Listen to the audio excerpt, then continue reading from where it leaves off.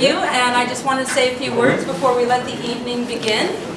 I'm Beth Rogozinski, and I'm one of the co-founders of Transmedia SF, and we're really happy to have you all here tonight for our second meetup of the year. It's a Pitch Perfect event, and we're excited because this event actually follows on, let's see, is this working, Raya? There we go. This follows on a hackathon, a startup weekend that we had on the 1st of February, and we're super excited that two of our startup weekend graduates actually have made it into the pitch contest.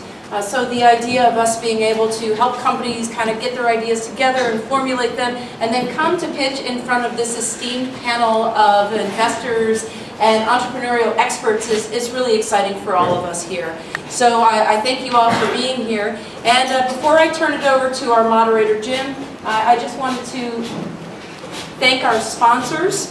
Lagunitas has been a great sponsor of ours, and they've actually left some swag out in the back. If anybody wants some Lagunitas posters or magnets, take them home.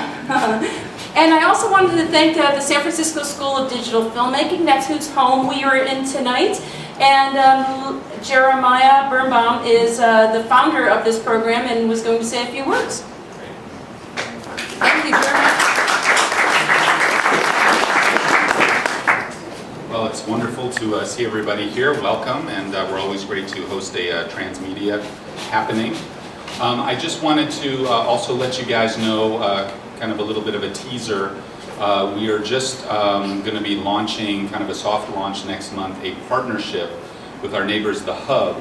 They're a co-work space for people that do social good, and we're going to be launching a Hub Media Lab that's going to be a co-work space for storytellers and media makers in this space. So kind of check out our website, which is filmschoolsf.com, and also check out the Hub website, and we're going to be kind of having more there, but it should be a really great kind of home base for storytellers and media makers and transmedia folks. So I wanted to let you guys know. Thank you. Thanks, Jeremiah.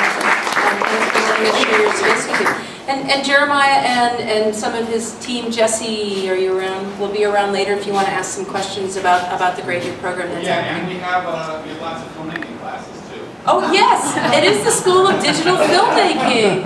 They do have filmmaking classes as well. And actually, I know that there are some alum here in the room, so you can actually even chat with them. Okay, so at this juncture, I'm actually just going to turn this over to our colleague, Jim Myrick. Jim has been working with us at Transmedia SF for a long while, and we've asked him to moderate this panel with us. I'm going to be the timekeeper up front here, so the hated timekeeper for our panelists. But Jim has actually had a lot of experience both as an entrepreneur and in capital formation, and ran an accelerator himself back in the day, and he'll tell you a little bit more about that and introduce our panelists. So thanks everyone for being here. Thanks, Beth. Okay, we're going to have a fun evening tonight. We're going to keep it real fast-paced. I've been in your guys' shoes in the past pitching to investors, so I know what it's like, so we want to keep it nice and friendly. There's no winners and losers. We're all winners here tonight. And in particular, we want to learn and share from everybody's experience. So while you're watching people present, be informative for you as well. I myself have started a number of ventures, as Beth has mentioned. Many of them with brands, including Hello Kitty and Snoopy. We did early learning for children. Just most recently did some products with SpongeBob SquarePants. So if we have questions about branding, we're going to be talking about a class coming up in the future that we'll be doing this month on licensing and branding. So I'm going to turn it over to the panelists. We want them to explain their background a little bit so we know what kind of questions we can ask them, and also have their point of view. So we'll start, I think, with Joyce, right? In terms of just a brief introduction of them. Hello everybody, my name is Joyce Bregman. I'm very, very happy to be here. I guess my credentials come from, I founded 5 companies in Silicon Valley, the first one in 1983, and something called contract manufacturing before they had the word outsourcing. And grew that company to about 650 employees and 3 high volume factories, and sold it to a company called Sanmina, which was a multi-billion-dollar competitor. So then we come up to about 1998, and it was the height of the .com, and I founded a company called Miadora, which was a pioneering company in e-commerce selling jewelry online. It was a passion of mine, and Sequoia Capital funded that company, and presented to Mike Moritz, and it's got some good memories for me there. The next company I did was in healthcare, and you'll start to see a pattern that there's no pattern. So the healthcare company was, I actually was sitting around the dinner table one night and said, oh, now what am I going to do? And my son says, oh, Mom, what about online therapy? So I said, oh, okay, well, I know some psychiatrists, so I think I'll give that a go.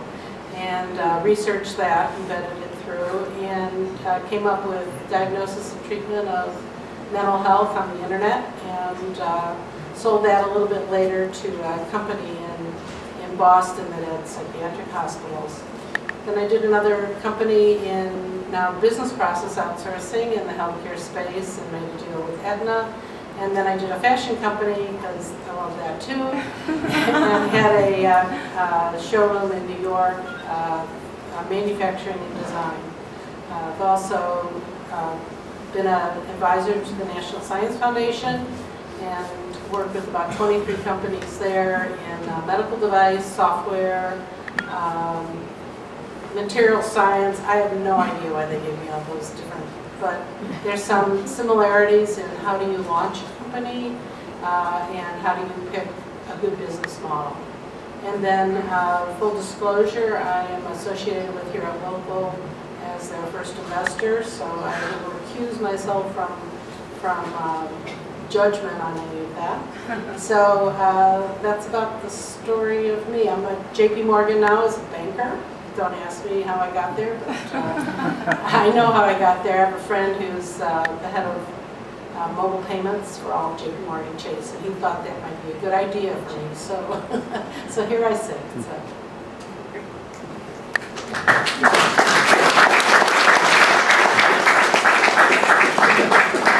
How convenient. It looks like you subscribe to the same philosophy that I do, which is yes and. But you know, it's kind of fun for me to be here in this spot because I've been obsessed with storytelling my whole life. But being sort of a firstborn brown kid, if I told my parents that I became a filmmaker, they would have looked at me a little bit funny. So I hedged. So what I did was instead, while I was in the tech community, I helped start something called the Film Angels, which is an angel network to invest in independent film. And I see some familiar faces from that community here as well. And that was really, you know, for me, because one, I was obsessed with storytelling, and I also love the idea of actually using film as a way to sort of tell stories that hadn't been told before, specifically around causes. That just happens to be a personal interest of mine. My official background, if I look at there, yeah, so let me talk about those. So my day job is I'm a partner at a venture fund called CMEA Capital, where I tend to be the web digital media software guy. Most of my companies started off with names like placeholder name because we had no idea what they were going to be when they grew up, but we knew they were awesome people and we didn't give a shit. So, and that's kind of been my philosophy and sort of my pattern matching over time. Before CMEA, I worked with a guy named Guy Kawasaki, who's a pretty prolific dude in the Valley and talks and tweets more than I've ever seen. And he had something called Garage.com, which was, I guess, started off as an internet marketplace to get money and entrepreneurs together, became the first incubator in the Valley, then became a venture fund. That's how I was judoed into the venture business. It's from that path. In the meanwhile, I do lots of other things. I help teach at the design school at Stanford occasionally and the Liberation Technology program. I've been really active around social good. I love the fact that I'm so close to the hub. It's awesome because I actually think some of those entrepreneurs are the most impressive people that I know. So we, as part of that, one of the other things that I've been doing around the world is, so I grew up in Pakistan. I moved to the Valley to come to college, and but I had this funny opportunity where I basically wrote, a friend of mine actually asked me to come speak at a conference in Dubai about the entrepreneurial community there like 5 years ago. I wrote about it, I came back. Turns out I wrote about this thing called Why the Arab World Needs Heroes. That was the name of the article. And about 3 weeks later, the Arab Spring started. And so the guys at the State Department thought that I knew a lot about the Middle East, which was pretty hilarious. I found myself in this very strange position of talking about the political implications of social media the day Mubarak stepped down in Egypt, and I was at the State Department. And it was a crazy day, but net of it is, since then, I heard Startup Weekend, I've been flown off to places like Alexandria in Egypt to host Startup Weekends, post-revolution. I've been spending a lot of time with delegations. We just met the president in Turkey and a bunch of entrepreneurs out there. Been in Malaysia, Dubai, Abu Dhabi, Saudi Arabia, Hong Kong, it's Pakistan. I've been doing it the last couple of years. It's just been this cool thing where I get to connect with people. And by the way, some of those Startup Weekend guys, I found out later on, moved to the Valley after some of those conversations. Came back to me that some of my CEOs were saying, hey, this guy Marwan, he's pretty awesome. I was like, wait a minute, I think I remember him. He's like a 19-year-old kid in Egypt, and he found a way to move out here. Was then figuring out that he became a hot commodity in the Valley because he was super smart, and he had his own company from YC. And anyway, it was pretty awesome to see like that come full circle. And I suspect I'll see a lot of you guys as well, although your trip won't be as far. But I'm pleased to hear from you, and I'm excited to hear what all you guys are up to and how I can help.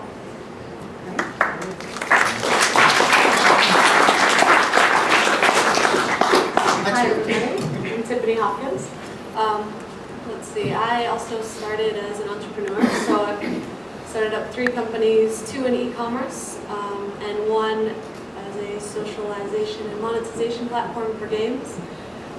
Then I kind of moved into strategy work and worked with both governments and major media and telecoms companies in emerging economies. And these were basically projects to help spur growth in the technology sector when it was for governments and help move into new regions for these kind of big, slow-moving companies. So I spent a lot of time thinking about how to make money in hard places to make money. This is, how do you sell data packages to people that make a couple dollars a day? How do you make that accessible to people? After I did a bit of starting companies, did a bit of strategy work, I decided I wanted to help new companies come up with these ideas on their own. How do you make a company really stand on its own 2 feet? How do you get funding? How do you make sure you keep your revenue going over time? And so now I'm started a company called NoBox, and we help companies find funding. And my main client right now is Groupie, and that's a crowdfunding website that you've never heard of because it's only in South America. And what we're doing is, the normal crowdfunding thing. You go out, you find all your friends and family, make sure that they give you your $5. But the really important part is finding corporate sponsors or big names that want access to these communities that people with smart projects have, and finding backers for these projects that are major companies or big brands. So it's kind of a new take on crowdfunding, and I think it might be something that makes sense for a lot of art, music, transmedia projects. So I'm excited to talk about that with all of you here.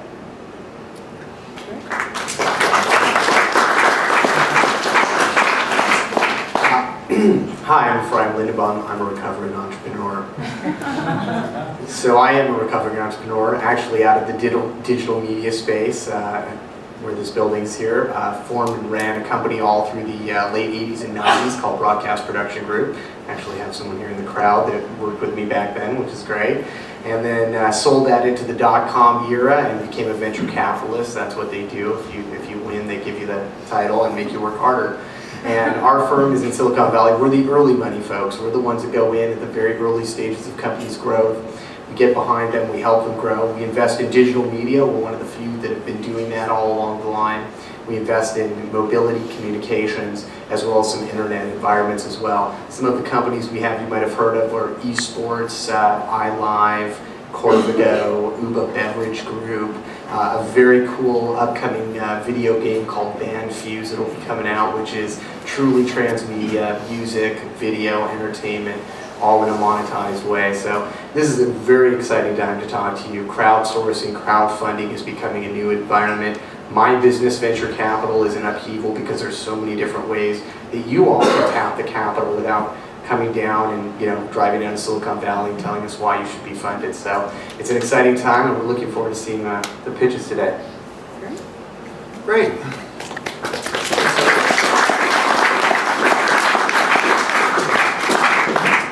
Okay, so we're going to start off with the presenting companies. We have 5 companies tonight. Each one is going to stand up and give us a 5-minute presentation about their idea, their business model, and their concept. And then we're going to have 5 minutes of questions and answers from the panel. When we're all done with the presenting companies, we'll have time afterwards for questions as well. So, is Marshall first? Libby. Okay, very good.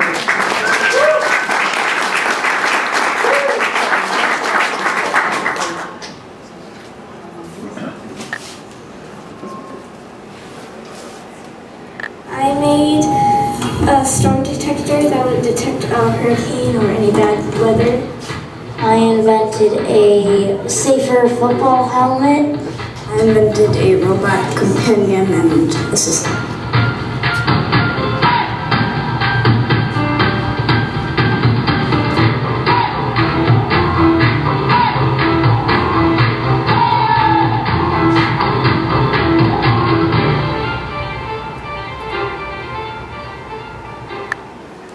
So, this is the CityX project. As you can see, this is a video from some of our first tests of this workshop that we did back in December. And basically what we're doing is we are putting together a story that helps educators take new technologies into the classroom in a meaningful way. So, oops. Okay, there we go. So our focus with these first technologies is 3D modeling and 3D printing. And some of the objectives with this are to teach about design thinking and empathy and cultural exploration. And then eventually we want to see how we can use these tools in the Common Core curriculum that are used every day in classrooms. So we're working with 8 to 10-year-olds, which means we need to find a way to get them excited. So we, a couple weeks ago at the Transmedia Startup Weekend, began working on the story for this project. We've been testing the technologies in the classrooms, but how do we really get the kids engaged? So we're doing that with this right here. This is the map of City X, and the story is that we have found a habitable planet, and our colonization ship has gone off, they've landed, and the settlers have sent back this map. There are 32 different characters here, and throughout the course of a week-long workshop, the kids use the design process to develop solutions for these different characters. These solutions can then be 3D printed using our 3D printers. This is the picture here. And then all of those pieces are put together in a puzzle. And so far we've run this workshop with about 300 kids. And what we love about 3D printing is that and 3D modeling is that it's a tool that can be used anywhere by anyone, and it doesn't require a common language. So what we got really excited about is how can we actually use this to get kids all around the world working together on the same thing. So our next step is taking the CityX project and testing it. Oops, I don't think that's supposed to be there. Testing that in 8 cities around the world. So we are going to be starting this in March. We're going to be working with 256 kids and see how do kids in different places, in different cultures, actually interact with these tools. And using that, we're going to be developing 3 things. The first is a free and open workshop that any educator can run so that they can do this week-long workshop in their classrooms, maybe just by borrowing a printer from a Fab Lab or something like that. The second is a game that we'd like to work with. We're talking to researchers at MIT and University of Wisconsin to develop Common Core curriculum based on these technologies. And then the third is an interactive art installation that is actually going to take, there it is, it's actually going to take all of these 256 models that we're going to be getting from these 8 different cities so that we can really get people looking at them and seeing what are kids capable of creating with these tools. So these are the various transmedia components of our project. We have classroom workshops, there's going to be an online platform and game that we're developing, and the installation, and then of course the 3D models. And we're going to be doing this through a nonprofit called IdeaCo. This nonprofit is all about connecting communities around the world, particularly through education. So because we have a nonprofit that's sponsoring this project, we're primarily going to be funding the research and development through corporate sponsorships and grants. So year one is basically going out and doing things like testing in these 8 different cities, and then developing the curriculum. And from that, we're going to be able to have a variety of ongoing sustainable things that we can offer to schools and educators to continue raising funds for this nonprofit, including training services. They're not all coming up here, but also affiliated products through 3D printing, and then also licensing our workshops to for-profit companies and camps and things like that. And basically, what we want to do is help kids learn that they have the tools and the capability to really contribute to creating these new ideas, and that technology doesn't just have to be a screen, and that they can engage in many different ways. Great. Thank you.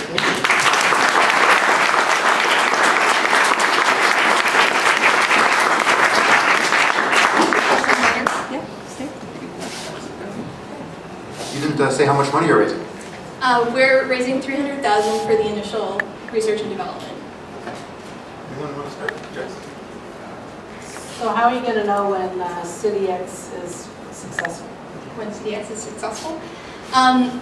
That's a great question. So, like I said, with these first 8 cities, we're just going out there and we're taking what we know about the technology and how kids interact with that, and we're continuing to test it, continuing to iterate this workshop.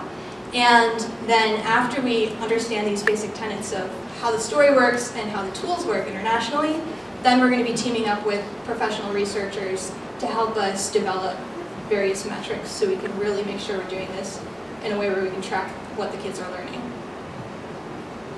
So that was almost there, but I was sort of looking for an outcome. What's your deliverable that you know that you're being successful? Our deliverable will be the 3 things that are listed. So there's the workshop. We would see educators actually collaborating with their Fab Labs to run this workshop. There's the game. We would actually have this game available online for kids to be playing or for educators to be incorporating into their curriculum. And then there's the installation.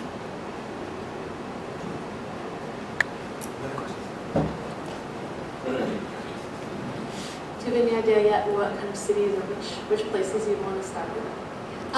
We have some ideas. That's one thing we'd love help with, is connecting with teachers and educators around the world to start with these cities. We have connections in a variety of countries, but nothing is set in stone yet.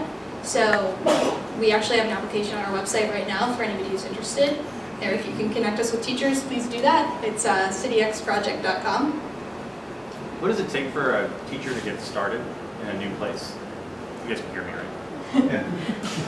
With the workshop? Yeah, so like what's the kit, right? So especially, so you were mentioning, I guess what I'm trying to figure out is if I'm doing stuff internationally, how does one get going? And to me it speaks to the question of how does this scale?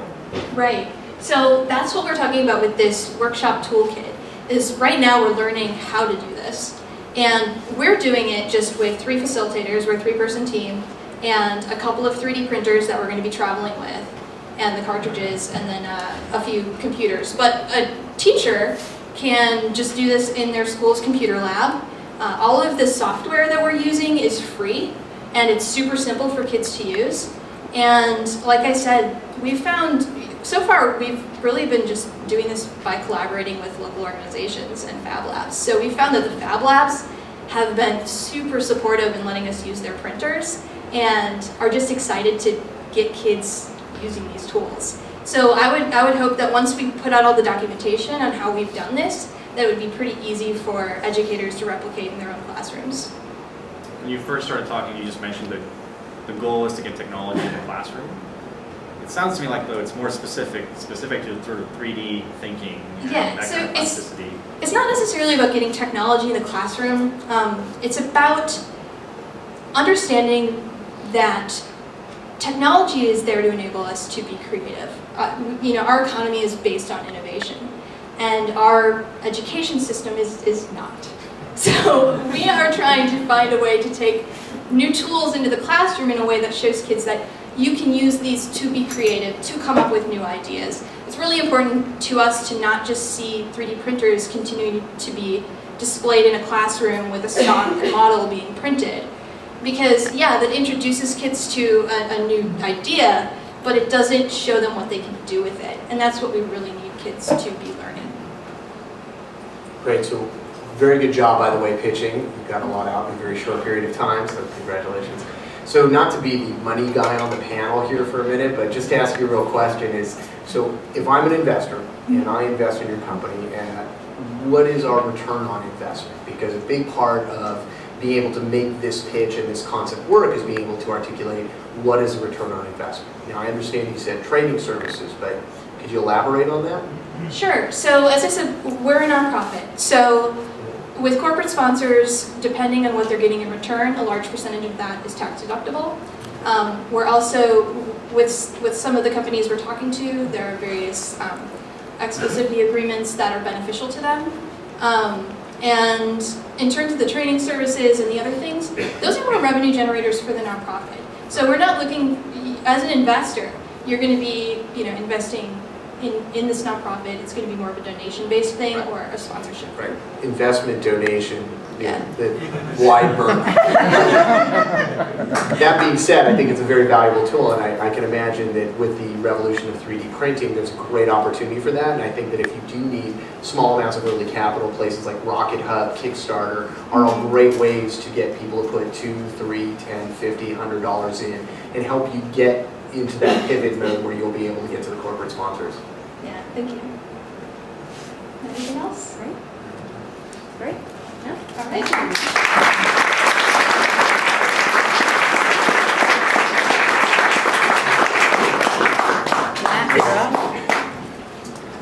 Okay. Our next presenter.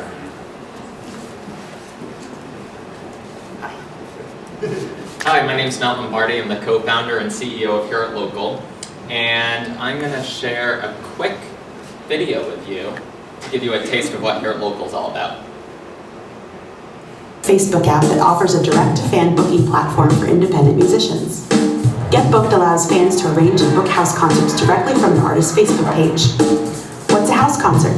It's a concert in a house, or an apartment, or a backyard, maybe even a car, or a rooftop. It can be just about anywhere, really. All it takes is a band, some fans, and a plan.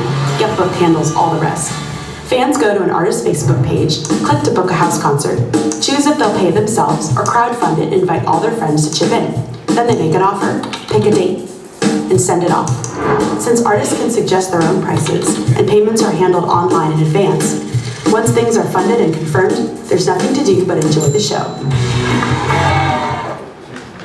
Great, so now that you have a sense of what Here at Local is all about, I'd love to get a little bit more in depth. And we're gonna pull up a PowerPoint in a minute. So basically, what Here at Local is, it's a new marketplace for live music experiences. So we make it really easy for anyone to discover, hire, and even crowdfund musicians for any occasion. Great. So we currently have over 3,000 musicians on our platform in over 20 cities. And we're really excited about all of the support we've had and the buzz that we're getting in the media since we launched our Facebook app in late October. And the market opportunity is huge because, let's face it, everyone loves a good party. And the best way to jazz up a party is through live music.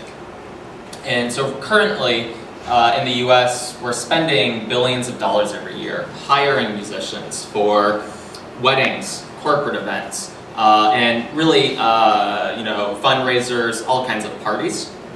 And until now, there hasn't been a really easy way to discover musicians that are reliable and to really understand how much it costs and what the process should look like. So that's where Here at Local comes in. We're there to simplify that process. And our model works because we allow musicians to tell their stories and inspire bookings across multiple platforms. We have a multi-platform approach. So you can discover musicians to hire for your events through our platform here at Local, through Facebook, using our Facebook app, and very soon across several partner sites and artist websites as well, using a new booking widget that we're getting ready to launch. And to give a real life example of how Here at Local is working, one of our newer musicians who signed up on Here at Local a couple months ago, Emily Rath, incredibly talented local musician. She's now been booked for 3 house concerts, a major corporate event, and a major fundraising event just in the last couple of months alone. So these are gigs, paying gigs that she wouldn't have access to otherwise. And the way that we make money is through a booking fee. So for every booking that takes place through our platform, we take a booking fee. And we're excited that a good 20% of our musicians who are using our Facebook app are getting booking offers.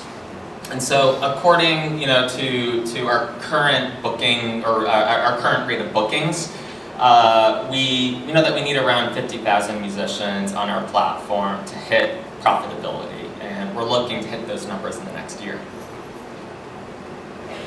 So to date, we've raised a $300,000 angel round, and we've kept that round open, and we're now looking to add another $100,000 to $200,000 to that round, and that will really help us accomplish 3 key milestones. The first one being bringing on 25,000 new musicians onto our platform.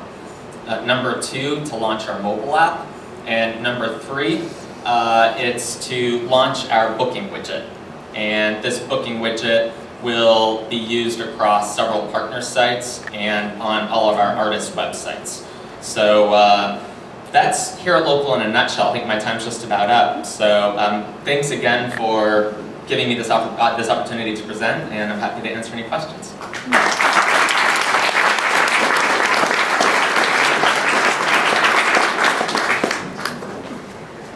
Can you tell me a little about your team? And since we're running low on time, I'll tell you this is a leading question to understand if you see yourself as a technology company, as a marketing company with great connections, or... Yes, fantastic. So let me actually move to 2 more slides. I wasn't able to get that, that's it. So here's my team. So we have a really great team. My business partner is our CTO, and he's our technology guy. He's been at the intersection of music and technology for 20 years now. He's worked at music venues and has been a singer-songwriter for 20 years as well. So he really understands the needs of musicians in the music industry. My background, for 8 years right out of school, I worked for and then ended up running a really great organization called Investor Circle, which is a network of angel investors who invest in socially responsible and high social impact companies. So I was essentially a matchmaker during that time, finding great companies and working with all of the entrepreneurs to get funding. So, I'd say, to answer your question, we really need to be both sides of the equation. We need to be really marketing savvy, and that's how we've been able to reach out to so many users and musicians. But our platform is very complex in that it's a new marketplace that enables crowdfunding.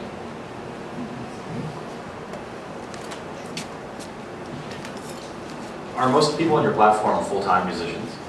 That's a very good question. So what we're finding right now is most musicians are not full-time musicians. And so what we're finding is about 10% of them really are.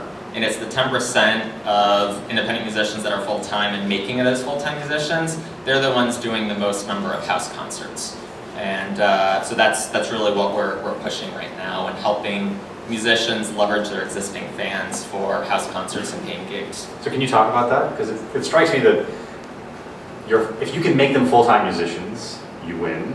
Yes. Right? And the other part of this to me is, how do you promote them? How do you make them successful and go from part-time to full-time to hopefully American Idol or wherever else they want to go?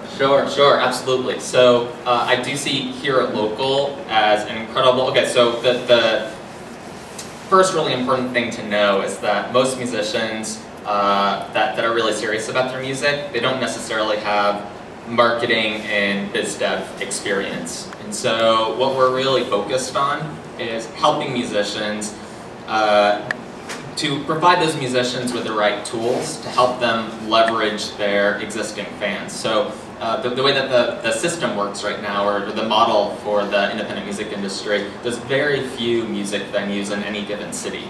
And so you really get tapped out pretty quickly once you start playing at those music venues. But most musicians have hundreds, if not thousands and hundreds of thousands of fans. So if you can turn all those fans' homes into venues, and that could lead to being full-time musicians, playing every night of the week, and that's actually happening right now. Okay, so I think it's a great space. We've actually seen a lot of companies doing different kinds of things in sort of associated industries, so I think you're certainly really onto something. And so then I won't be as nice now, so I'll ask you hard questions, which is, it's always great and when you've got great traction and you're winning, but tell me about this, how you handle a situation where something goes wrong. How do you handle it when I go in and I book a musician for my very important party and their car didn't start, or they didn't get out of bed that day, or they were one too many beers away from your party, or something like that. Yeah. So talk to me about how you handle that, because I think the greatest companies in the world are judged by how they handle the difficult situations. So this is something that we are really focused on right now. Fortunately, we've run into very, very few issues like this so far, but as we scale, and we're in 20 cities now, when we get into 100 cities, we need to be prepared for this. And so the way it works right now is I and my team, we make ourselves very available to the musicians and to the hosts. We do a good job through automated messages and automated means to connect them multiple times before the event and on the day of the event. And that really helps reduce any kind of confusion around when the artist should arrive. We're very interested in building out a concierge service as well. And so to have someone online and available to handle any potential issues that come up. A great example for this would be like the Airbnb moment that happened about a year and a half ago, right? Where it's sort of, okay, it's a great platform, it makes a ton of sense, and then something goes horribly wrong, and it becomes this huge sort of press swirling event. And just thinking about, in your case, the scope of how wrong it could go is actually kind of fun to think about. It could be pretty epic, but it strikes me that having that infrastructure in place is going to be super important for you, right? Not just your time. Yes. And not even just like messages back and forth, but is there a concept of an insurance policy? Is there a concept of sort of other things? Right, the answer? Yes. So at this early stage of our development, we've gone above and beyond working with really great law firm, Pillsbury, but then terrific to work with, to make sure that we are as protected as possible at this stage in terms of making sure that the liability is not on us. And when the artist signed the contract, when the host signs the contract. Wrong answer. Don't shift blame, fix problem. So the question, like insurance policy or backup solution, or is there a second choice available on short notice? You might want to think through some of those as opposed to the duck and cover, because if your customers aren't happy, they don't come back and they tell their friends. And that's a surefire way to really curtail your business quickly. Yes, good feedback. Thank you. Great. Thank you. Thank you.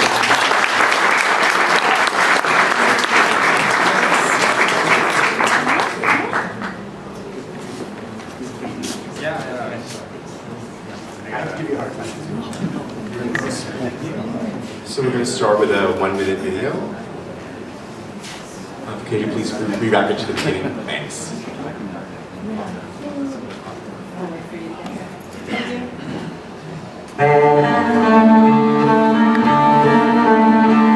Proposition 8 would legally define marriage between a man and a woman. This is a big deal, because if you can take the rights away from one community, what stops you from taking rights away from another community? Vote no on 8. Thank you. You know, like I've been raising all this money, but I wanted to go to ads that are going to work, and that's what's so frustrating. Is it a civil rights issue that is akin to separate drinking fountains? No, I don't think it is at all. Yes, Father! Protect our children! When you see people out there yelling and cheering over trying to take your rights away, it's so personal and it's so painful. Maybe we're ready to demand full equal protection under the law, civil rights at a national and a federal level. I say if they don't give us our liberty, we're gonna split this state in half. Equality! The time is now. I think it's so important. I don't know how you could just sit this one out. Thank you so much. Okay, so we'll bring our PowerPoint up for the campaign. Good evening, everyone. Thanks for this opportunity. My name is Mark Smolowitz.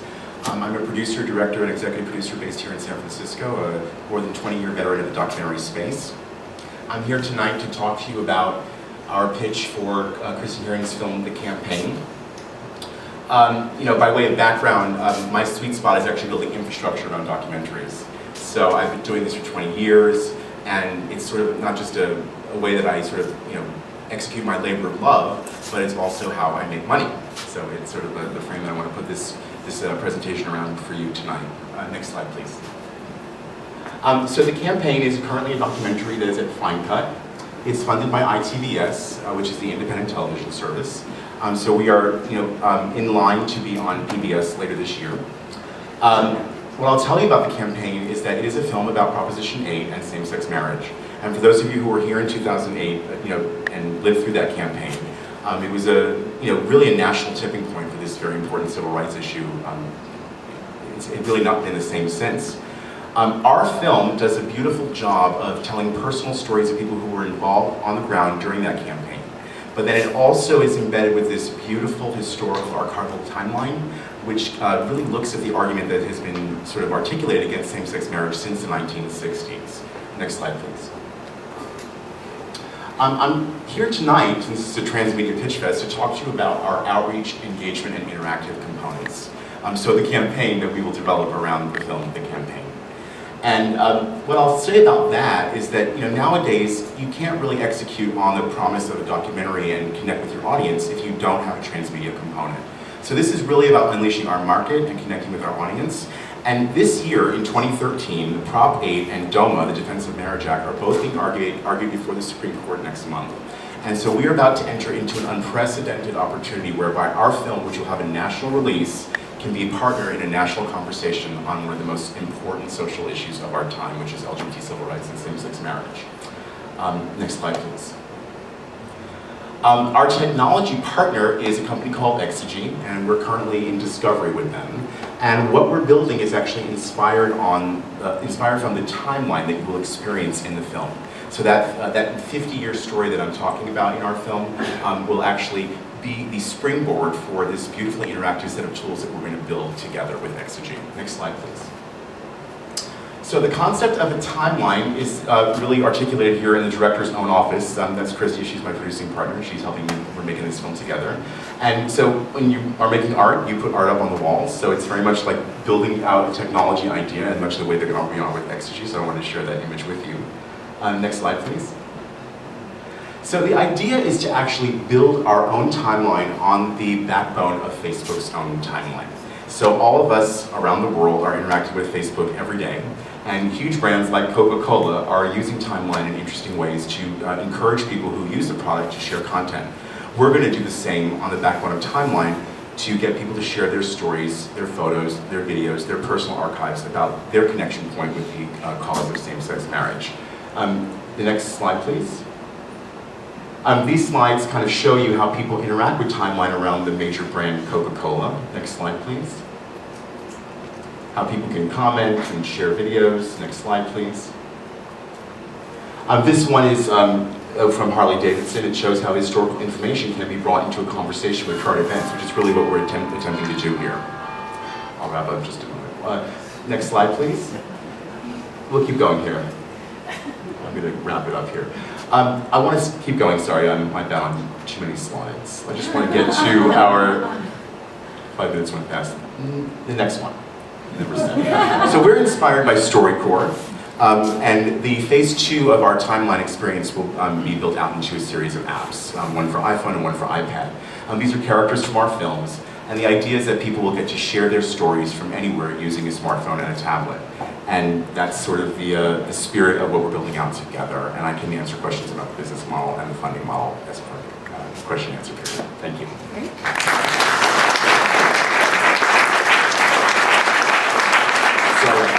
It would be the trailer. So what's the business model? There you go. Well, outside the fact that Campaign Productions is an LLC on one side of the house, and then fiscally sponsored by the San Francisco Film Society on the other side of the house. So we can take contributions. We're talking with brands like Gap Inc., to get involved in this kind of outreach, engagement, interactive component of the release of the film. This cause is, on the hearts and minds of many in America right now, so I'm sure we'll be able to kind of engender a lot of not-for-profit style support as we endeavor to develop this. On the for-profit side of the house, I think there's a lot of nuance to that. On the one hand, we could sell the apps. They could be a price point on the iPhone and the iPad. We're not opposed to that. We want to keep the barrier low to entry because we want people to use the apps. One of the things I love about apps is that nowadays people can sort of see stories nearby. And so I think with this kind of cause, like for example with sharing audio content, people may still not want to show their face when they're talking about the subject of gay marriage. They may actually want to explore a point of view or a series of ideas from their personal experience, or even respond to something in the news. And this kind of app could allow them to do that and realize that they live in Mississippi or Alaska or Maine or some remote rural area and actually still feel safe enough to engage. So the nuances of the business model are, hopefully going to be guided by people like yourself who can help us how to create a sustainable, scalable experience in technology that is a win for the socially responsible goals that we're trying to achieve. I think that we can have ads against this content. We can have brands against this content. What I know for sure is that we have this huge national opportunity. We have a film that will air on PBS. We have a film that will likely do very well at film festivals. And there aren't very many films that sort of stand alongside a national conversation at the Supreme Court level. So this is a very exciting year to be filmmakers working on a film with this topic. It looks like you have a really powerful film here. Thank And you. I'm wondering, you also have a great way to get people to engage and share their experience. When I walk out of a movie like this, I tend to want to do something. Exactly. What have you done to, facilitate people taking action, helping to make change, the future? Yeah, so, wrapping a documentary around call to action infrastructure is also something that I know a lot about. And the big piece there is partnerships. Okay, so we are poised as the campaign to have, already in place some very powerful national partners that are working on these issues. The challenge that we face, that I'll share with you, is the fact that we're also a PBS film. And when you are poised to air on PBS, you're supposed to be making a film for broad and diverse audiences that may or may not agree with you. So we're interested in also thinking about that, okay? And I understand that not everyone in this room may agree with me around, my posture with respect to same-sex marriage. So you are actually an important audience for us to be talking to and listening to, and to understand how we can create conversation with you and not ignore you. But actually help move us all along. And I think partnerships are going to be a big part of that. Yes, truly a very important film to put out there. Mm-hmm. So I just saw a stat today, which is very relevant here, which is 3.5% of the American population actually identifies as LGBT. Mm-hmm. So what that says to me is as opposed to looking for a singular investment model, doesn't it make sense to bring this out into the crowdfunding environment, places like Kickstarter, Idea-Go-Go, etc., and really making this a national cause celeb, so to speak, where the $1, $2, $5, $10 donations goes a lot further than just making that donation. It supports a worthy cause. Have you started the process of looking into those models and starting to build around those and just trying to understand the focus there?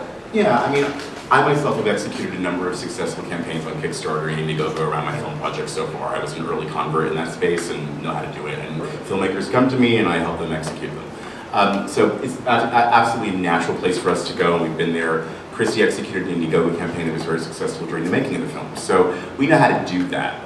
I think that, what we're trying to figure out is where are the big chunks of money that can get on board this kind of thing. I mean, initially our budget looks like $75K. Because we are a PBS project, we're actually in line for some substantial not-for-profit funding that is promising. So this is a good place to be. But I think that, coming to this sort of event is about opening up our opportunities, sharing the idea, seeing what folks like you in Silicon Valley sort of have to say about it. I think that this idea of socially responsible investing, I mean, this is an app that could potentially be an experience that matters for many Americans. And so the kind of, virality of that could be a very interesting thing to see how it unfolds. So I have a question about momentum. Yes. How are you building momentum and sustaining it? That's a very good question. So we have three sort of moments that we've identified. The first is March 26th and 27th, when the cases of Prop 8 and DOMA will be heard at the Supreme Court. Then the announcements around the decisions, which will be sometime during June, we're told, during LGBT Pride Month, which should be interesting. And then the actual air date of the film on PBS, which we're not sure when that will be. It will be sometime later in 2013. So those three sort of tropes in our calendar this year are kind of what we're organizing around. In March, we're doing a social media campaign, which is countdown to March 26th, where we're going to engage with our core audience and begin to test the waters of engaging with our partners to let them know that this is coming soon. And then we have a very clear timeline that starts in April with Exegy to begin developing this tool, building it out, testing it, prototyping it, and hopefully, the plan is to really be live with something that builds on Facebook and also has the mobile and tablet experience well before the air date on PBS, so the PBS offering can actually take advantage of those tools. And are you planning on building brand with this, or? Well, I think, when I am developing a documentary, especially at this stage, I kind of feel like I'm developing a brand, not just a film, and I really treat the project as an enterprise. So the campaign, we hope, will take on that sort of life of its own. And, our resources are limited, but our acumen is strong. And so I think that, we have the ability to let the campaign sort of take on its own shelf life that way. Part of what we hope to do in social media is sort of curate our way through the conversation, be more of a convener and really kind of, let people glom onto our brand, the campaign, to then have the discussions that they want to have, share the stories they want to have, and just sort of participate in almost in an unbranded way. Because what we've noticed is that many of the marriage equality organizations are siloed from one another. They're not sharing content all that easily. For whatever reason, they're not politically doing that as much as some other social causes out there. So we can insert ourselves, I think, helpfully as a film in that opportunity and challenge to sort of help them seize the momentum. It'll be very interesting to see how this year unfolds and how our film can take advantage of momentum. Great.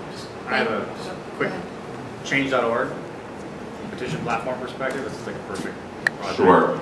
And the other one is Upworthy. I don't know if you know Upworthy? that. That's a new one for me. They're awesome. They're sort of in the business of blowing up content that matters, right? And having it go viral. And they're actually interested in looking at docs as a new content. Sweet, thank you so much. Thank you.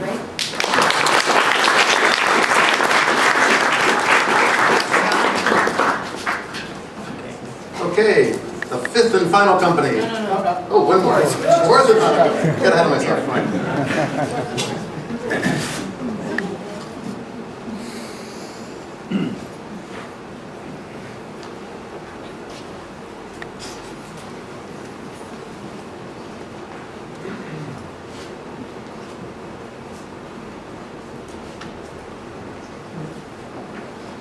Great. So I really appreciate the opportunity to really share what we're working on with all of you today.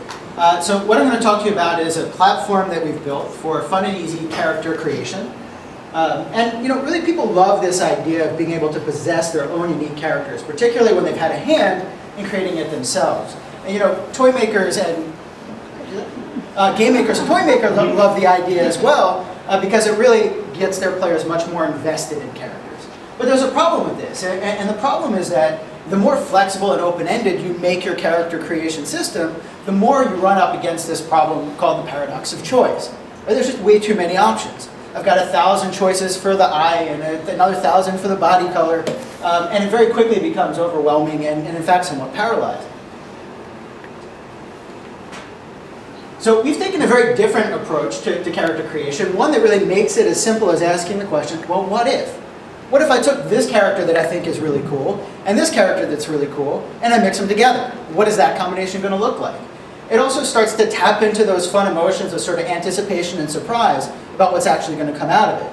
And it becomes much more social, because now I'm thinking, wait, I saw that really cool gold wing, I wonder which one of my friends has it, so I can combine with this new character that I've created. And what if we took it even one step further in sort of true transmedia fashion, and made it so we can not only use these characters in various online games and experiences, but also have them printed out as full-color 3D printed toys shipped straight to your door. So this is what we've built. We've built what we call the A-Life platform. A-Life standing for artificial life. And there's three key components to it. The first is the creator module. And this is where we actually accomplish that mashup of creatures. And it's very realistically modeled based off of genetics and artificial life, which is something I have a background in. And then, of course, we can populate those characters in multiple different environments. There's a database component that tracks any given character as it moves through these different worlds and experiences. So they have a persistence, they have a memory and a life of their own. And then there's a simulator component that we're still working on that really simulates behavior and emotion and personality. One other key thing I need to point out here is that the platform is completely pluggable. So we can import existing character IP as what we call blueprints, and then from those simple set of blueprints generate almost an infinite number of variations, a whole new species of characters based on that. Okay, so just to tell you a quick bit about the team, I've been passionate about artificial life for over 20 years now. I've also been through the startup thing as co-founder and CTO of Bano. Got a great team really working on this. Todd, who's been in character tech, heading character tech teams at ImageWorks and DreamWorks for a couple decades, and Beth and Jim, who a lot of you guys know well, are part of the team as well. Lots of great advisors.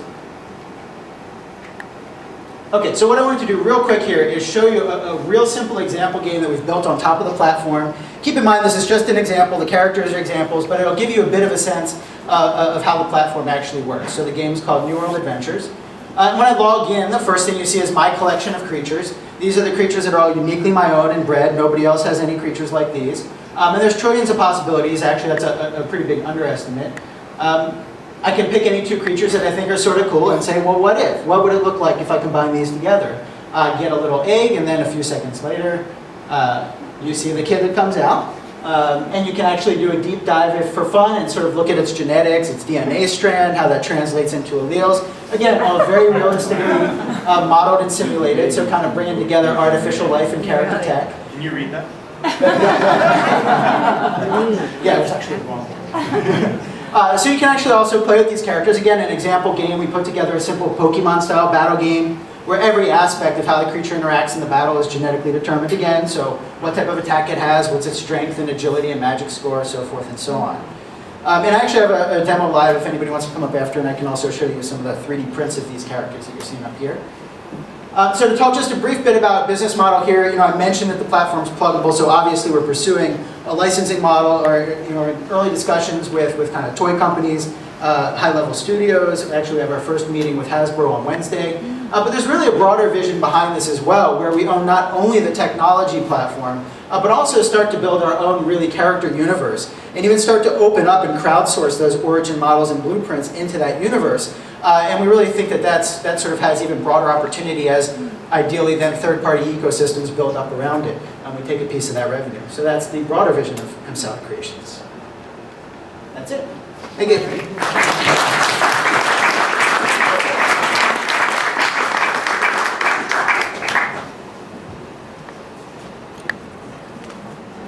Do you have one? All right. I think you did a great job fleshing out the whole ecosystem in this kind of long-term vision, and it looks really cool. I'd love to try it. Oh, thanks. I'm wondering what you think is the first step. What's the low-hanging fruit? Where can you get it out there and get people using it? Yeah, great question. So what you saw was we actually built that demo and did start to get players interacting with it and playing with it, got great feedback. But the real first step is we're working now towards an iPhone app, very similar to the My Little Pony version that you saw up there, but with our own character sets, looking to launch that app kind of at the end of the summer and start to get some real metrics, lots of players. And then it becomes a great way of sort of going to the Hasbros and so forth and say, hey, look, we just want to skin it now with your character IP. How have you tested it? So right now what we've done is, and it's just the very beginnings of testing, but we have the game that's playable, we kind of put it out in front of kids, and frankly it's just kind of scratching the surface. I wanted to make sure we weren't barking up the wrong tree here, so it wasn't fully instrumented yet with analytics, but we have kind of anecdotally looked at, I got one kid that came back, pretty much every few days and played for an hour and a half or more at a time. So getting some good initial feedback, but not until we have the real app out there are we going to really start collecting the data and testing those metrics, right? The K factors and the lifetime values and so forth. Do you think about this as a white label platform at all? Or do you think it's really about sort of creating your own ecosystem? Because the complexity of what you're talking about seems pretty complex. It's hard on the technology side, and what you're doing, and then it's also hard in terms of the different forms it could take. Yeah, so I'll give you the honest answer, which is we're not sure yet.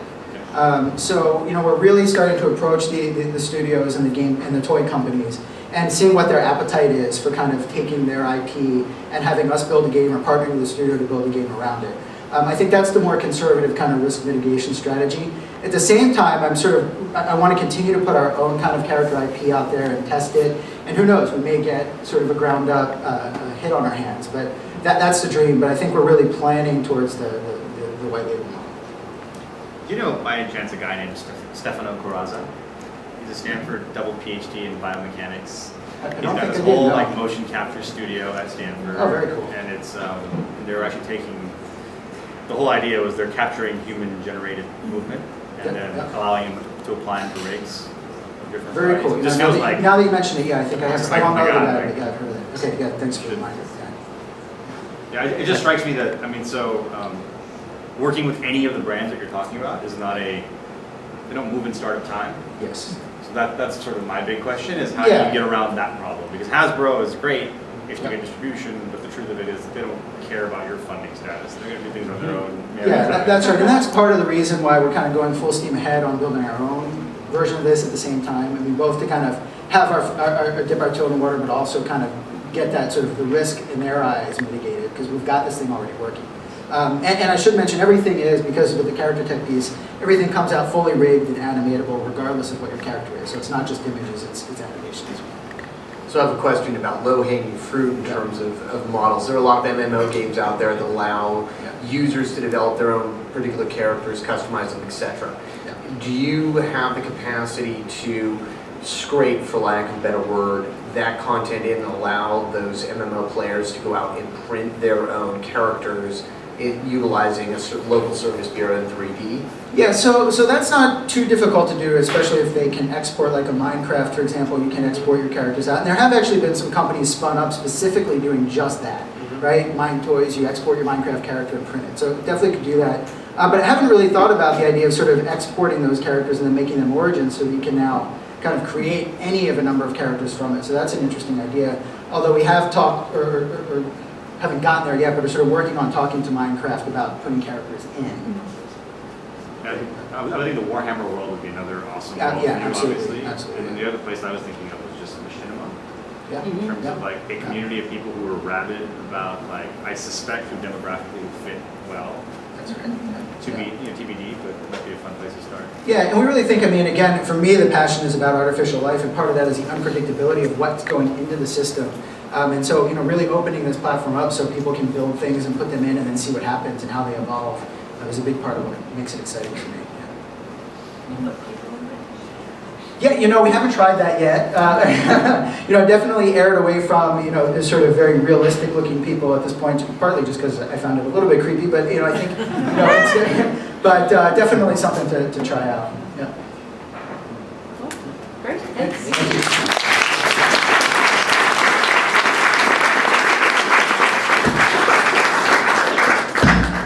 Scott? Justin. Okay, now the final. Ooh, what's going New on? soundtrack. Yeah, there you go. Sound engineer. All right, and do we have? My name is Justin Oliphant, by the way, and that's my business partner, Paul Garber, in the back there. So we lost the projector. Projector. I smash. So we're here to actually show you guys iSmash SF. And actually, Paul, go ahead and show what we're working with here.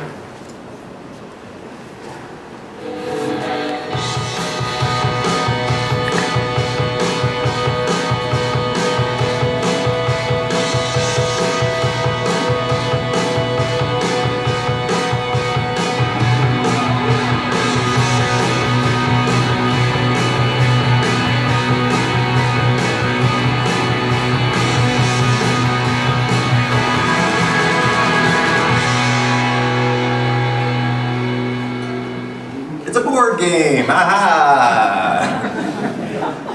Great. So, as you see, what we're working here with is iSmash SF, and iSmash SF is the smashing, fun board game where you can show your love for San Francisco by razing it to the ground as giant monsters. Let's see here. Oh, I'm gonna have you do this. So anyway, this is pretty much the board game. These are some of the characters. This gives you an idea of what we're working with here. And if you go ahead and go to the next one, Paul. We have a bunch of monsters, a bunch of characters. I'm going to first talk to you about the transmedia component that we're working with, which is each of these monsters actually has their own background and storyline. And so if you actually take a look here, well, we can actually create origin stories and stories for each of the characters using different media. My background is as a filmmaker, but I've started getting more and more into the transmedia field. And with that, we started exploring different ways to tell the stories. So we try and find the right platforms to tell the stories that make sense for the characters. So the origin story could come out as a comic book, for example. Or some of our different characters we have, one is an old 8-bit video game. So instead of actually doing like a blog post or something like that, why not actually make the 8-bit video game that the character is based out of? Or, you know, one's a roller derby girl. The other one is a guy fighting for, he's a giant cyclops fighting for his freedom of speech by being naked. And so our thought was, it's like, well, with that, you know, what seems to be a good platform for that is actually using Twitter. And so using Twitter and Storify and being able to actually take that story and then like putting it in one place, we can tell, again, the stories for each of these monsters in their own separate space. And then on top of that, they will then battle it out in our actual board game itself. So what's great about this is that we also feel like we can actually expand the story world really well. So as you see, we have iSmash SF, but we certainly have hopes to do LA and New York and different cities around the world. And actually being able to take, I've always said that iSmash SF is my love poem to San Francisco. It's got all the things that I hate about it, as well as all the things that I love about it. And you're able to put that sort of humor and comedy into the monsters, into the cards, into the situation itself. But on top of that, it allows us to create monsters, create things that are fun and interesting, and you know, kind of just take it from there. So. All right, let's talk a little bit about our customers. So who's aware of the enormous resurgence of board games right now? Just show of hands. It's huge, it's absolutely huge. So this is BoardGameGeek.com. As of August 2011, had about 400,000 users. I'm sure it's exploded since then. This is Tabletop. This is Will Wheaton's YouTube channel. Currently has 475,000 subscribers roughly. So just an amazing following. It's only getting bigger. So we're looking at a couple different demographics. One is people who live in, work in, love San Francisco. And our age range for that is about 20 to 44. So we estimate roughly 370,000 20 to 44-year-olds living, working, and loving San Francisco. The other demographic is people who love monster movies. So we have some huge help with that coming up. New Godzilla movie coming out, Legendary Pictures, the same people that do the Batman trilogies, the new Superman movie coming out. We have Pacific Rim, which actually starts out in San Francisco. $150 million budget, coming out July 11th, 2013. Now, this has also been called the golden age of board games. A couple different articles talking about the amazing spike recently. Over the last 10 years, board game sales are up 10 to 20% every year, year over year. So if we were to say 10 million sales in 2003, this is what the data would look like. Now this is rough, but If we put some real numbers on that, Kickstarter's funding of games looks about like this. So that's pretty good, but what's great is when you actually break it down, board and card games are getting the lion's share of that funding.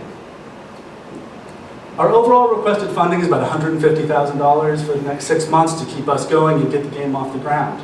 And I'll hand it back. Oh, great, thanks. We have a minute? Yep. Oh, great.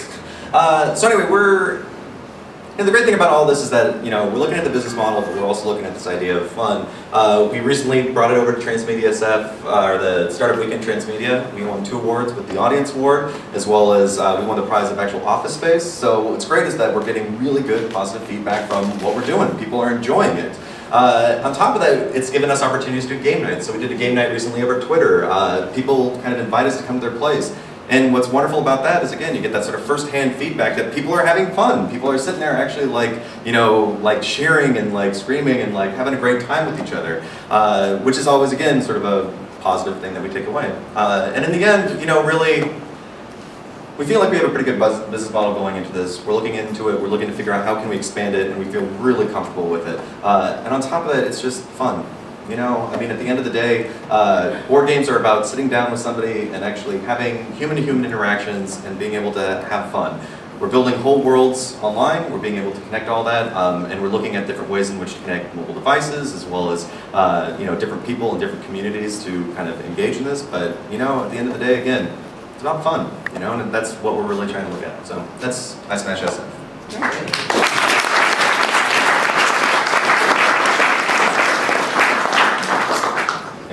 Since you're the last presenter, afterwards, just drop the mic and walk off the stage. Yeah! It's not on mic. Well, but thanks. Are you crowdsourcing any of the game stuff? Any pieces of it? I was trying to catch that in the presentation. I might have missed it. So the characters are crowdsourced, or the?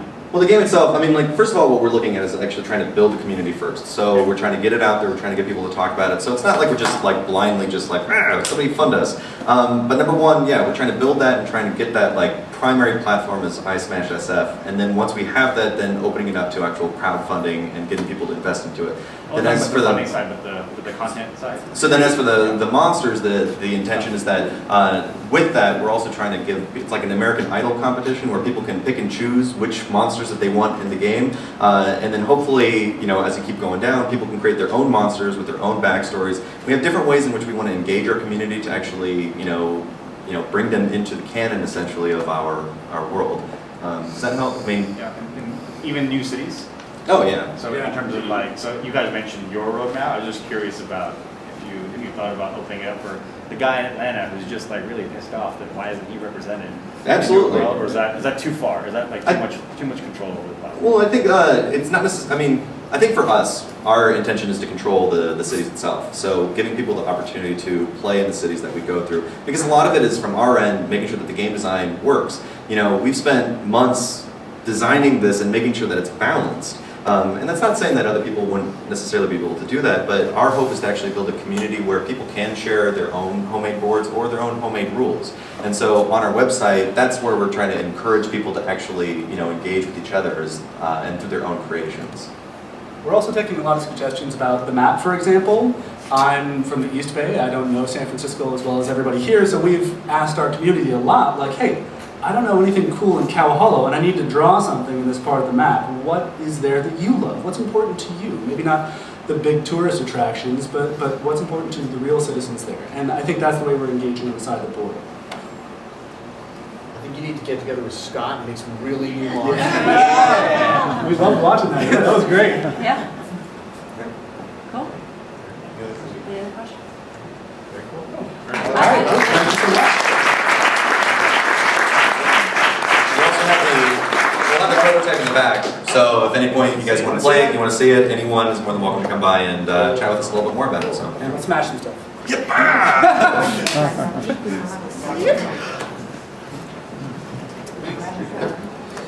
I'd like to thank all the presenting companies. If you've ever done this before, it's not easy. So I want to give everybody who presented a round of applause.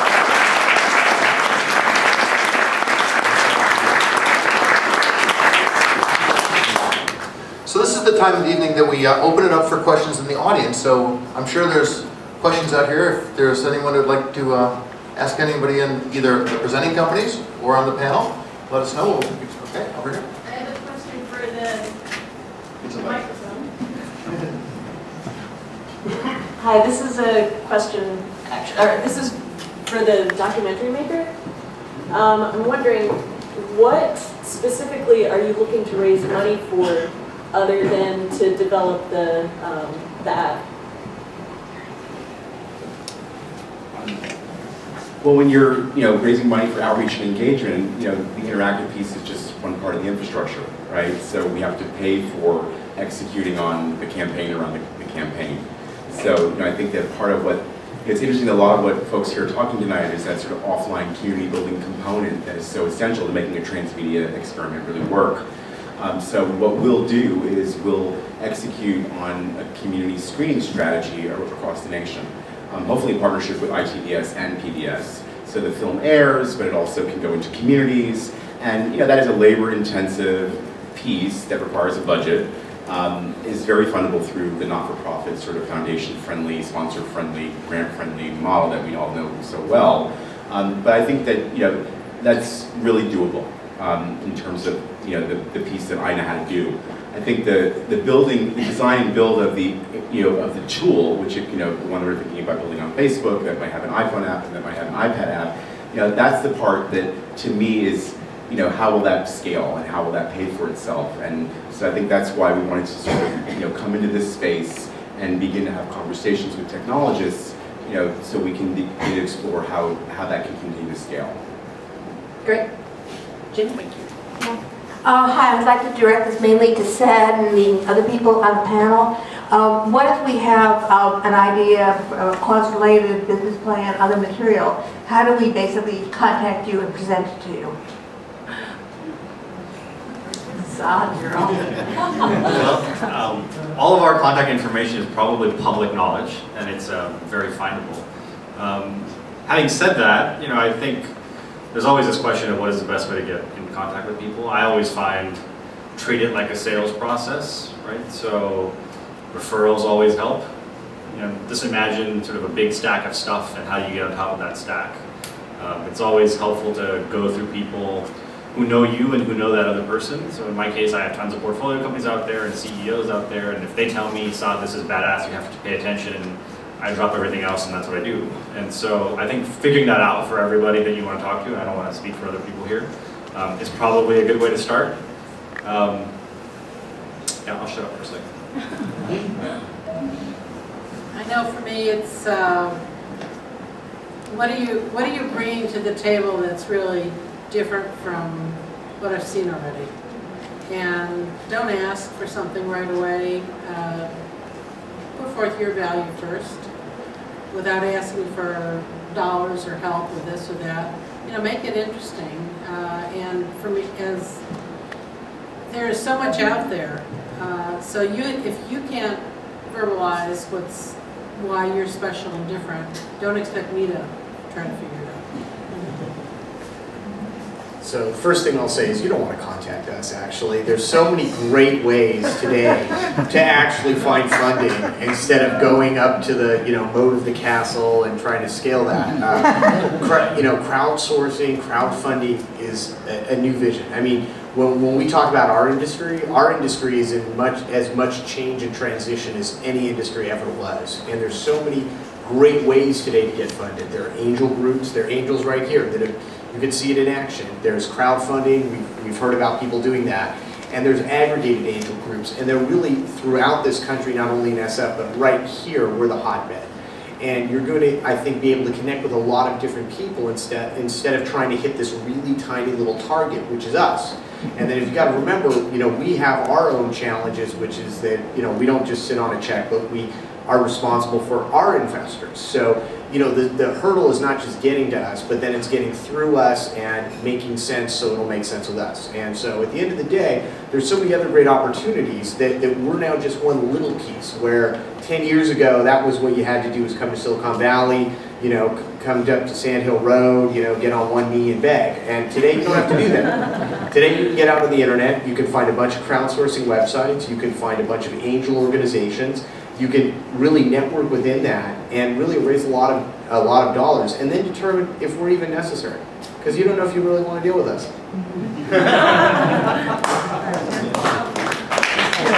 I agree. When it comes to the pitch specifically, what would you say is the top one factor or quality that you look for in that pitch?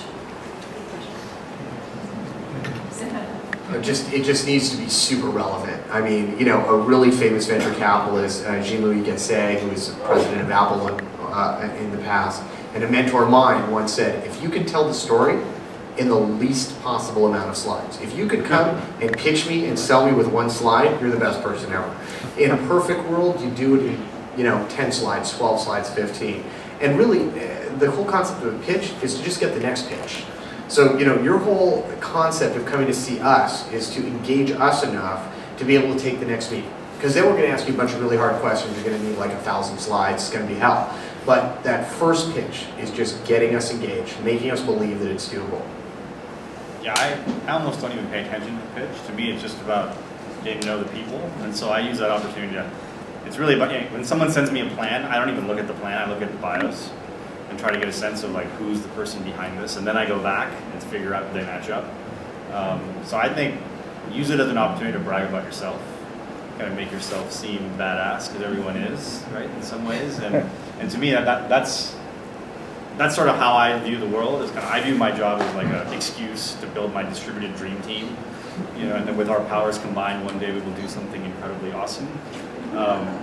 And so, you know, I have companies, for instance, like I mentioned before, I literally started an entity called Placeholder Name, which is where I park really awesome people who I have no idea what we're going to do with. And I tell my partners that, look, they may pitch us a plan. The one thing I can promise you is they're not going to do that. They're going to do something else. I have no idea what it is, but the bet is on the people. It's easier to raise capital than it is to find good people. And so if that's the case, then you know, people are your first principles. Just one, actually, probably both. I read an article recently that said treat your first pitch like a first date. You know, if you walk in there saying I'm looking to get married and have 4 kids, and you know, it's not going to go over well. So I think that's goes on to what they're saying is, you know, get the idea out there, make yourself interesting, show what you've got, and then, you know, go into the nitty-gritty details later on. Great. Great. Any other questions? No? All right. Sorry, I'm right Yeah, you're right. Okay, my question was for you. Oh, great. So I was wondering if you had considered other revenue models like advertisers, you know, the Cardi comes to mind, et cetera. And then, yeah, I'll just leave it at that. Yeah. Thank you. So. Oh, go ahead. Your exit strategy, like who do you want to buy you? Okay, those are very good questions. So we are really focused right now on, you know, one primary revenue model, which is, you know, taking a booking fee for every transaction that takes place through our site. But we've recently been approached by a couple brands that are pretty interested in being major sponsors, for instance. And like, I love the idea, for instance, of doing a house concert, a national house concert tour that's powered by a really relevant, good brand. So that's absolutely something we're thinking about. And you know, I'd say right now we're not looking at you know, to get acquired right now. We're looking to really build up our team, work with really relevant, amazing partners, and essentially build out a brand new model for independent positions. That's the right answer to that question, by the way. If you ever answer that question as, you know, Microsoft's going to buy me or something, you actually lose credibility. The right answer is, I'm building this because this is what I love to do. If you have an offer, let me know about it, I'll look at it. But the reality is that you don't start a company with that in mind, or certainly you don't talk about it, because it's almost never, like if you were to come to me and say that, you know, I'm trying to do this and we're going to sell it in 5 years and it's going to be to these guys, like no one would take you seriously. we always say in our firm that basically if you have blinders on and you're running as fast as you can at the goal line, someone's going to take you out. If you do anything but that, forget about it. All of it.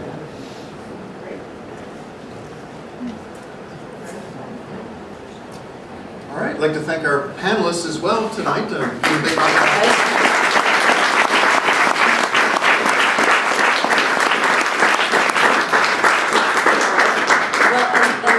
I'd like to thank Jim and the rest of the team that helped to put together the pitches for tonight and the curating committee that worked with all of the teams. One of the things that I want to say is my undergrad degree is in filmmaking, and film and creative people are notoriously bad business people.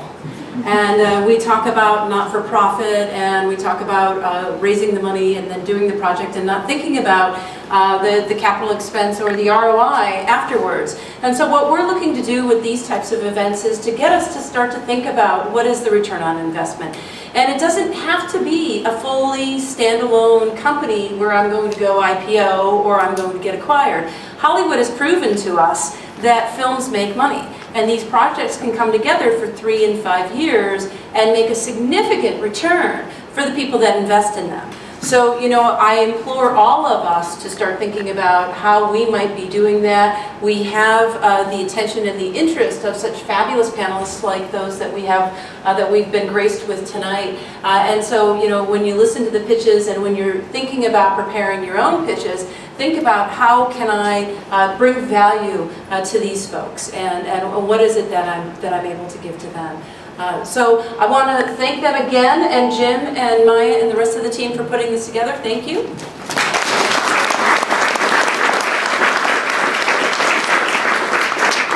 And then just before we wrap, and there's more pizza and beer and drinks, and you can talk to everybody that's been on stage, and I know I want to talk to the I Smash SF. I want to know what your digital strategy is. Where's the iPad game, man? You know?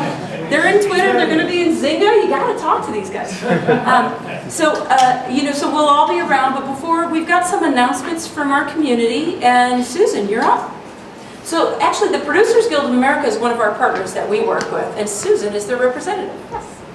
Hi, I am part of the Producers Guild of America Northwest chapter, and a lot of people in this room, you're probably eligible to join the Producers Guild and you don't know it. If you work in new media,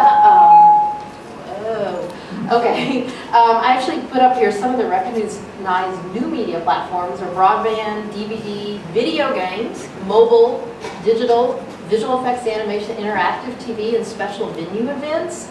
If you've actually produced something on a national or international level that has wide distribution, this is freaking out, you actually are probably eligible to join, and we actually are trying to get more members in new media. So come and talk to me, or you can send me an email. It's Susan, S-U-S-A-N, at PGANW, so PGA Northwest, but just initials.org. But you can come talk to me. I'm always at the, yes. Hi, and Goldie's a member of the Producers Guild, too. I'm a member of the new media group, so feel free to talk to Susan or myself. But I did want to say that we are actually discounting membership enrollment for the next week. For the next week. So join, and it's $25 off. But we're all starting projects, I'm sure. So $25 is $25. It is a guild, so there is a initiation fee to it, but it's worth it because you get so many free movies. You get the Academy like screeners. So I don't pay for movies. I get all those movies delivered to my door every year. Okay. There's also a bunch of networking events. We had like a really fun bowling party last month, and I don't know. It's a really good guild to be a part of if you're a member. So come talk to me. Great. Next, second slide. I have 2 slides. Okay, and also I am teaching a workshop in March 19th. It will be actually back here. The Eventbrite is going live tomorrow. This is a continuance of workshop I taught for Startup Weekend about how to create a transmedia project, and we had a really great 2-hour workshop. I see some people who were at the workshop, and we're going to teach it again. So check out the Eventbrite if you want to learn more about transmedia projects. Okay, thanks. Great.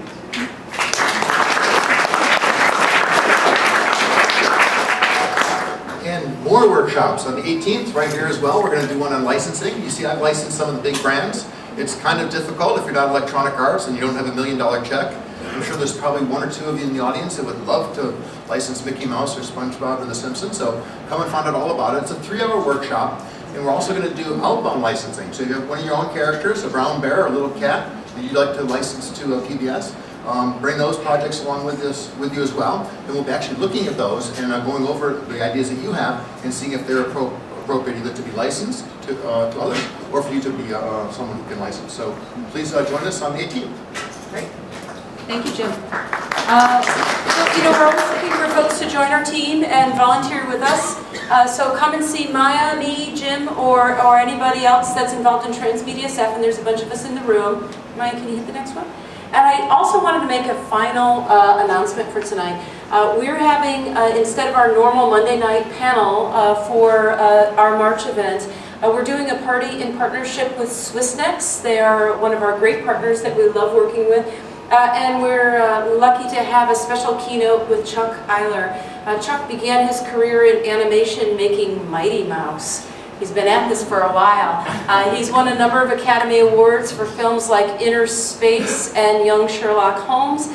He also was the head director for EA's The Sims and has won some awards for that work as well. He's currently at Playdom Disney as the head of art design and direction there. And Chuck and I will be talking about the future of entertainment as we enter this wild new multi-screen transmedia world. So come and join us on March the 28th. The 28th fell off the slide, but it is Tuesday, March the 28th. Thursday, March the 28th, and this is actually a free event. We have a full sponsorship, so we hope to see you all there and come and party with us for GDC. All right.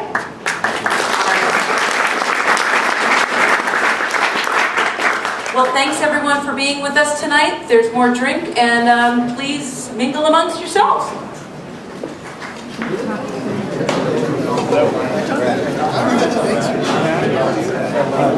Thanks.